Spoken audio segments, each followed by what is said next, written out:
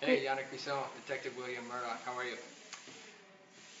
Glennis Hall asks, you play William Murdoch in the series. Do you see any of yourself in him as a person or vice versa? Well, my mom would say Detective William Murdoch looks an awful lot like me, but I would say William is patient. I like to think I'm patient, but he's very smart. I don't know how smart I am compared to him. Um, and he's very serious, and I get accused of being serious sometimes, so I guess we have that in common. Nikki Priest asks, your wife and all of your daughters have had parts in the show. What's it like acting with your family? Uh, that's a really good question. It's odd. It's different because you know these people on a different level and you're used to communicating with them on a very close, intimate level. Um, it's weird, and I would say it's even more strange when you're dad and you're also the boss a little bit. It's super strange. Um, I don't know. I try not to think about it, but it was really nice. The last time was Michaela, who played Victoria, a little unfortunate girl in a wheelchair, and she was very sweet. But every time I look over at her, she would smile, and I would smile back at her, and we just have a great rapport. And it was hard to sort of keep a straight face some of the time. With Dominique, she played a murder victim, and I had to see her on the slab, and yeah, that was really difficult and weird, and not a lot of fun. Um, Acting with Chantel was very minimal for me. Actually, Johnny did his scenes with her, so I didn't get to. Too bad. Maybe another time. Brianna is actually very funny. I got to sort of watch her from afar. She had most of her scenes with Johnny. Very funny. I really enjoyed that. Sandra Gulliver asks, California seems a popular destination for you and your family.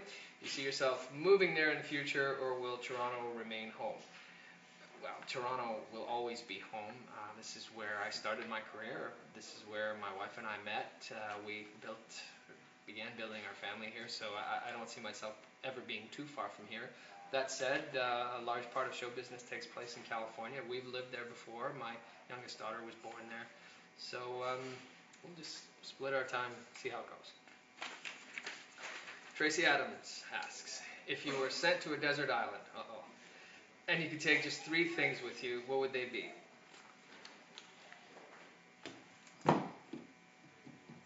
A boat to get the hell off the island,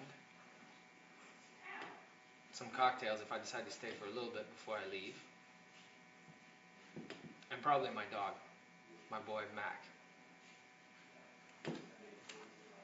Amy Weston asks, your investigations have taken you to some great places so far. If you could choose any location for you and Julia to work a case, where would it be? Hands down, south of France. Let's talk about this. Who would not want to go to France? I've gone to Bristol, England, nice place and everything, but south of France. Or maybe Italy. Italy would be great. But south of France first. Denise Lessenier.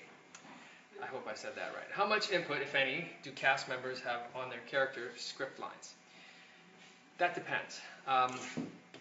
There are many times that certain consonants get put in a row. I have difficulty saying them, and other characters, other actors sometimes have the same difficulty with other words. So we do have to do some things to shift them around, make it sound period appropriate, but also so it doesn't sound mushy when it comes out.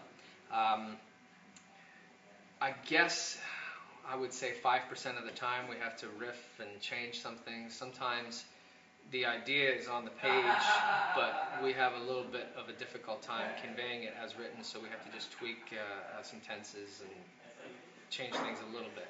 Not very much. The script writers are fantastic, and we want to stick to their contribution and give our contribution as much as we can with what's written. Debbie Watts. If you could take back an item from the 21st century to help your character in the 19th century, what would it be? What a great question. I would...